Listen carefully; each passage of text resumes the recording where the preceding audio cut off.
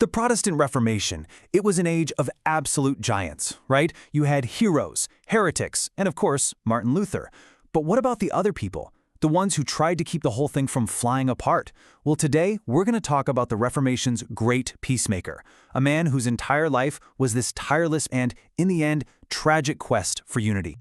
So let's get right into it. The Reformation was never just one single unified movement. Nope. Almost as soon as it started, it began to splinter from the inside. So what was the one issue that was so explosive it threatened to tear the entire project apart before it even really got off the ground? You know, it all came down to the Lord's Supper. A single sacrament became this bitter battleground that pitted the new Protestant leaders against each other, and they fought with a passion that was just as fierce as their fight against Rome. And right there, in the middle of that firestorm, was one man who believed that unity was way more important than winning. And that man was Martin Bucer. Now, you might not know his name as well as Luther or Calvin, but Bucer was a really central figure. He was a preacher, a theologian, and his entire life's work was shaped by this one core belief, that faith should be understandable and practical for everybody. Bucer's journey really started early on. I mean, look at this timeline. By 1520, he was already breaking the mold, lecturing on the Psalms instead of all that dense philosophy. His goal was always about, exegesis and application. Or to put it simply, what does the Bible actually say, and how does that apply to your life right now? And this quote, it just perfectly sums up his whole deal. Bucer totally rejected the idea that the Bible was some kind of secret code that only theologians could crack. He was convinced it was clear, it was accessible, and it belonged to everyone. And that conviction, that belief in a shared understanding, became the engine for his whole desperate search for peace. But, while Bucer was out there preaching this practical, accessible faith, the other leaders of the Reformation, well, they were digging in for a theological war. And the battle was all centered on the Lord's Supper. This table does a great job of laying out the conflict. So on one side, you've got the Lutherans. They believed Christ was physically, bodily present in the bread and wine. But on the other side, you have the Zwinglians. For them, it was symbolic, a memorial. Christ's presence was spiritual, not physical. And look, these weren't small little disagreements. They were seen as fundamental, non-negotiable truths. And Bucer, he was stuck right in the middle, just hoping he could find a compromise. And the way they talked to each other, it was anything but friendly. The Lutherans basically accused the Zwinglians of watering down this holy sacrament to nothing more than mere bread and mere wine. This wasn't some polite academic debate. It was deeply personal, it was insulting, and it made Bucer's job pretty much impossible. But Bucer just would not give up. In 1530, he made his biggest move yet to try and build that theological bridge. It was called the Tetrapolitan Confession. Basically, a statement of faith that he hoped could bring the two warring sides together.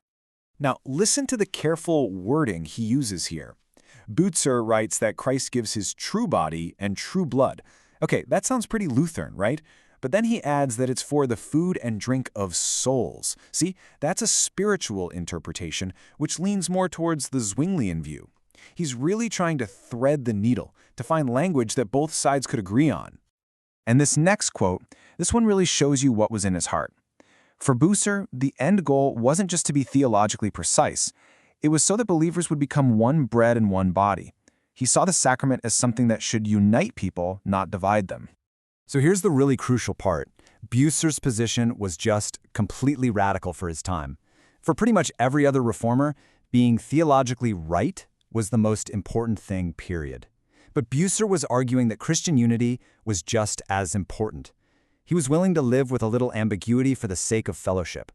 This whole quest for unity came to a dramatic head a year earlier at a famous meeting called the Marburg Colloquy. This was it, the moment of truth. All the big players face to face in the same room. The goal seems simple enough. Get Luther and Zwingli to hammer out a unified Protestant theology. And honestly, they got so close. I mean, they agreed on 14 out of 15 major points. That's incredible. But then they got to the last point, the Lord's Supper. And on that one single issue, the whole thing just fell apart. And right here, Luther delivers the final crushing blow.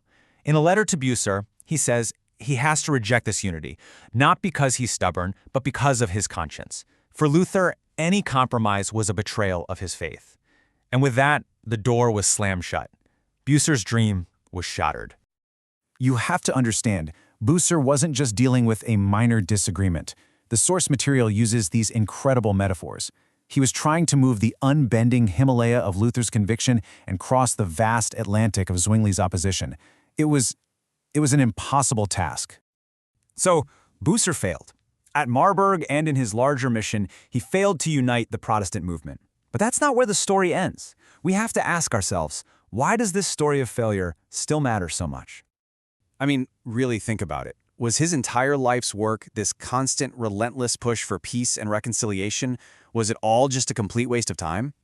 No, absolutely not, and this is why. His legacy isn't found in a victory, but in the attempt itself. He made unity a core Christian goal. He modeled a thoughtful, nuanced theology that went way beyond just shouting slogans. And most importantly, he showed everyone the tragedy of what happens when you have conviction that isn't balanced with charity. His ideas also went on to quietly influence later reformers.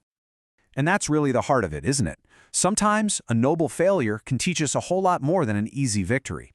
Bucer's story is this timeless lesson about the tension between truth and love, between conviction and community. Which leaves us with this final, huge question.